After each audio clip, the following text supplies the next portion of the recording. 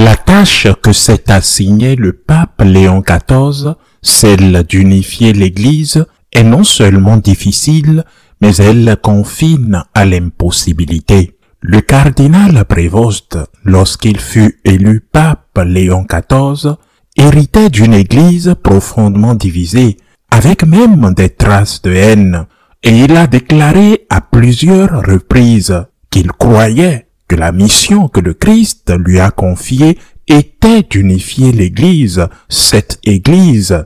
Mais nombreux sont ceux qui ne veulent pas qu'il accomplisse cette mission, qui ne veulent pas qu'il réussisse. Nombreux sont ceux qui, d'une manière ou d'une autre, le font trébucher. Et depuis plusieurs semaines, je vous mets en garde contre les pièges qui lui tendent, ceux que j'appelle des bombes, parce qu'il me semble qu'ils sont comme ces mines posées sur une route qui explosent au passage des gens. Pourquoi cherchent-ils cela? Pourquoi n'ont-ils pas d'unité? Pourquoi ces pièges pour le pape? Pourquoi? Eh bien peut-être parce qu'il sait quelles sont leurs motivations profondes. Ils cherchent et veulent que l'Église se brise en 1000 morceaux pour rester à la tête de la partie la plus juteuse, la plus riche ou la plus nombreuse. La semaine dernière, j'ai évoqué l'une de ces bombes. La conférence épiscopale allemande, pendant le siège vacant du pape François, a publié une bénédiction visant à présenter un modèle de bénédiction pour les couples irréguliers, y compris les couples homosexuels.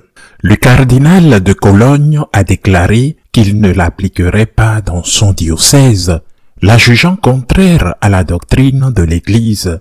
Les évêques allemands, presque tous, se défendent et affirment que ce n'est pas vrai. Comment peut-il être vrai que cette bénédiction soit contraire à la doctrine de l'Église alors qu'elle a reçu l'approbation expresse du cardinal Fernandez? Nous nous trouvons donc dans une situation très complexe pour le pape Léon. D'un côté, théoriquement, parce que cela n'a pas été démenti, son ministre chargé de protéger et de sauvegarder la doctrine de la foi approuve ce qu'un cardinal qualifie d'hérétique. D'un côté, c'est une chose, de l'autre, c'est tout le contraire. Il place le pape dans une position où il doit choisir entre l'une ou l'autre. C'est un défi, un véritable défi. On ne lui laisse pas le temps d'organiser sereinement son équipe de collaborateurs les plus proches qui partagent son objectif d'unification de l'Église. On lui demande constamment de s'exprimer dans des situations complexes. Cette semaine, une autre bombe au sens figuré du terme. Le magazine Rund Today a publié un article de Helder Red. J'ai cherché sur Internet et je ne l'ai pas trouvé. Cela ne veut pas dire qu'il n'existe pas. J'ai cherché sur Google, je ne l'ai pas trouvé. Très bien. Cet écrivain, ce chroniqueur, écrit et dit avoir rencontré un cardinal présent au conclave et qui lui a raconté son déroulement. L'article a été largement diffusé car il aborde un sujet qui intéresse tout le monde. Selon l'auteur, le cardinal dont il ne donne pas le nom, lui dit que le cardinal Prévost était le seul candidat du pape François, le seul candidat et qu'à sa gauche se trouvait le cardinal Parolin, qui serait le cardinal du secteur le plus libéral, le secteur libéral extrême au sein de la cardinalité. Et comme la petite minorité conservatrice n'avait pas le choix, le groupe libéral s'est divisé entre Prévost et Parolin. C'est alors que le cardinal Olerich, un jésuite que l'auteur qualifie de créature de Bergoglio, a dû intervenir pour rétablir l'ordre dans les rangs libéraux et exiger que tous votent pour Prévost. Et c'est à ce moment-là que Parolin a démissionné. Pourquoi, selon l'auteur, le pape François a-t-il voulu cela? Pourquoi?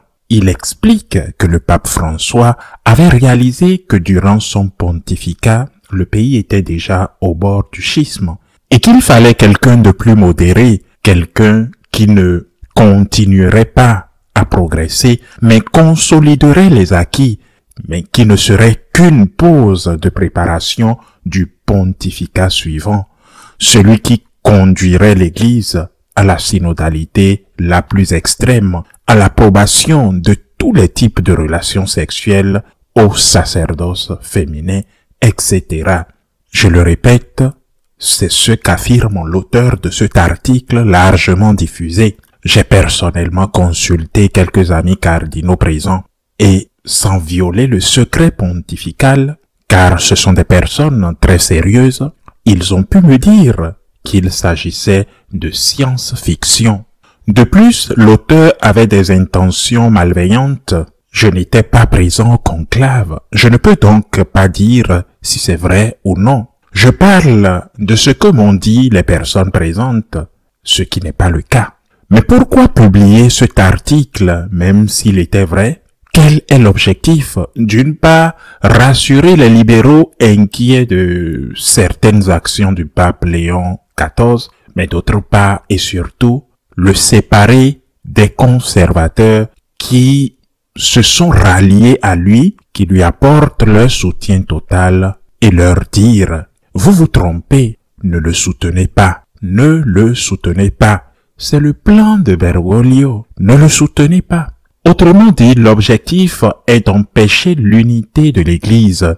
Bien sûr, si c'est vrai, l'objectif pourrait être différent. Mais si ce n'est pas vrai, et que l'on publie quelque chose qui n'a pas eu lieu, et d'autres fuites antérieures disaient quelque chose de complètement différent, s'ils ont publié quelque chose qui n'a pas eu lieu, l'objectif devient clair. Empêcher le pape Léon XIV d'unifier l'Église catholique, c'est une véritable bombe. Heureusement, le pape poursuit sa voie, cette révolution silencieuse qu'il veut poursuivre, qu'il veut mettre en œuvre pour parvenir à l'unité. Et tout comme il y a quelques semaines, il a loué le cardinal Burke, profitant du 50e anniversaire de son ordination sacerdotale. Cette semaine, il a accordé une audience au cardinal Maradiga. Il aspire à l'unité et s'efforce de tendre la main aux deux parties. Un événement qui m'a frappé comme extraordinaire a été sa rencontre avec les centaines de milliers de jeunes venus à Rome pour le jubilé de la jeunesse. Non seulement ils ont rempli la place Saint-Pierre et la Via de la Conciliazione, mais si les derniers actes auront lieu ce week-end, mais alors de sa première rencontre cette semaine, il leur a dit « Vous devez lever les yeux, vous devez regarder vers le Christ, c'est le Christ que nous suivons. » Autrement dit, il les a mis en garde, sans le nommer, contre le risque de papolâtrie. C'est le Christ notre Seigneur, c'est le Christ qui nous unit, c'est le Christ qui a fondé l'Église. Il a montré du doigt le Christ et non lui-même. Et les applaudissements assourdissants qu'ils lui ont adressés étaient pleins d'enthousiasme, avec un enthousiasme que je n'ai pas vu depuis l'époque de Saint Jean-Paul II.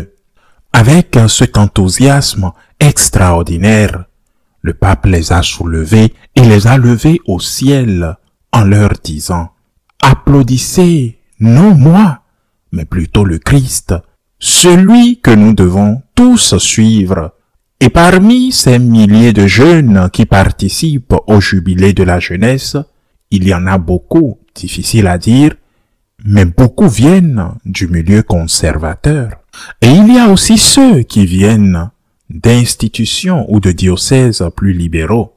C'est un avant-goût de l'unité de l'Église que le pape Léon XIV souhaite réaliser et pour laquelle nous devons tous le soutenir. Et nous devons être très prudents avec ces mensonges, ces fausses informations qu'il répand pour nous faire douter de lui. Une excellente nouvelle cette semaine a été la décision présentée par le dicaster pour les causes des saints et approuvée par le pape de nommer Saint John Henry Newman, docteur de l'Église. Il me semble providentiel que ce soit le pape Léon XIII qui ait nommé Saint John Henry Newman cardinal et que ce soit le pape Léon XIV qui l'ait nommé docteur de l'Église. John Henry Newman fut peut-être le plus illustre et le plus important des convertis de l'anglicanisme au catholicisme. Dans ce moment d'Oxford, comme on l'appelait, où de nombreux intellectuels prestigieux commencèrent à se rapprocher de l'Église catholique, constatant la folie dans laquelle l'Église anglicane sombrait. J'ai toujours été un fan du cardinal Newman, comme j'aime l'appeler, même s'il s'agit de Saint John Henry Newman. J'ai toujours été un fan de lui. Son livre Apologia Probita Sua, que j'ai lu et qui m'a fait un bien extraordinaire, reste l'un de mes préférés. Et il défend les accusations portées contre lui par ses anciens amis anglicans pour être devenu catholique. Et lors du toast où il réunit en petite réunion les amis qui l'accompagnent dans sa quête de vérité, le cardinal Newman, pas encore cardinal, bien sûr, et pas encore saint, porte un toast. Il affirme, dit-on, que lorsqu'on entre dans une église anglicane, il faut se couper la tête, c'est-à-dire cesser de penser. Et avec cet humour typiquement anglais, il ajouta, ce n'est pas le cas. Quand on entre dans une église catholique, on ne nous demande pas de couper la tête, mais plutôt d'ôter notre chapeau. Puis, levant son verre, il porta son toast. Je porte un toast au pape et à ma conscience. J'aurais pu porter un toast à ma conscience, tout simplement, ou j'aurais pu porter un toast au pape, puis à ma conscience. Et pourquoi? Parce que toutes les recherches et l'immense contribution du cardinal Newman, qui lui ont valu d'être nommé docteur de l'Église, tournent autour de la conscience, de la valeur de la conscience. Il dit que la conscience est quelque chose que Dieu a placé dans la nature humaine. Il existe une conscience naturelle qui vous aide à distinguer le bien du mal, la loi de la nature, la loi morale naturelle. Mais naturellement, c'est évident.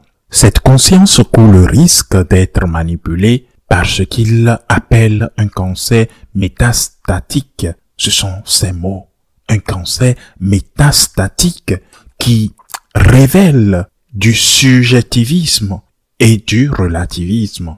Il conclut donc qu'une conscience facilement manipulable de l'extérieur ou auto-manipulée de l'intérieur ne suffit pas. Au contraire, une voie extérieure de la conscience est nécessaire pour nous guider et nous empêcher de nous tromper nous-mêmes. Et cette voie, c'est la révélation. Et lorsqu'il comprend que la plénitude de la révélation est dans l'Église catholique, c'est alors qu'il devient catholique et il porte un toast au pape et à sa conscience. Au pape, car représentant la transmission intégrale de la foi, il empêche en tant que voix suprême du magistère notre conscience d'être déformée par le relativisme et ce subjectivisme auquel nous sommes inévitablement soumis et qui nous assaillent parce qu'ils sont présents dans l'air. C'est ce que j'ai essayé de faire toutes ces années. Beaucoup m'ont mal compris et m'ont accusé d'être contre le pape, mais c'est ce que j'ai essayé de faire toutes ces années, porter un toast au pape, ultime responsable de la transmission intégrale de la foi et à ma conscience.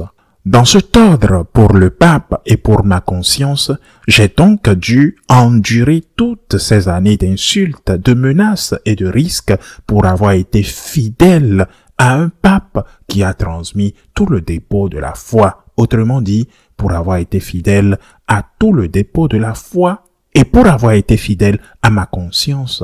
Heureusement, beaucoup m'ont compris et soutenu.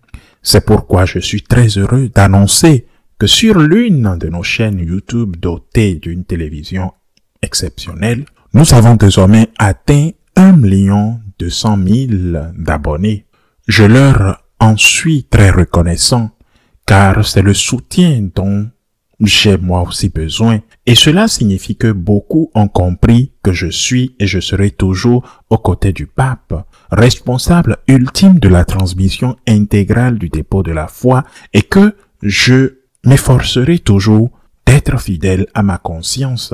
Je n'ai jamais cessé de prier pour le pape au pouvoir, et c'est pourquoi je prie aussi maintenant avec insistance pour le pape Léon XIV, afin qu'il puisse atteindre cet objectif extraordinaire, essentiel et urgent qu'il s'est fixé, l'unité de l'Église. Ils ont posé de nombreuses bombes, et nous ne pouvons que prier pour lui. Dans mon cas, nous pouvons signaler certaines de ces bombes pour tenter de les désamorcer et d'empêcher que, comme dans le cas que j'ai évoqué, des dommages ne soient causés à ceux qui pourraient croire que le conclave a eu lieu comme le dit cet auteur inconnu que j'ai cherché et que j'ai pas trouvé, alors que, selon d'autres sources, on m'a rassuré et on m'a dit le contraire. Je tiens à porter un toast aujourd'hui avec Saint John Henry Newman, le prochain docteur de l'Église, pour le pape, pour ma conscience. Prions pour le pape. À la semaine prochaine, si Dieu le veut.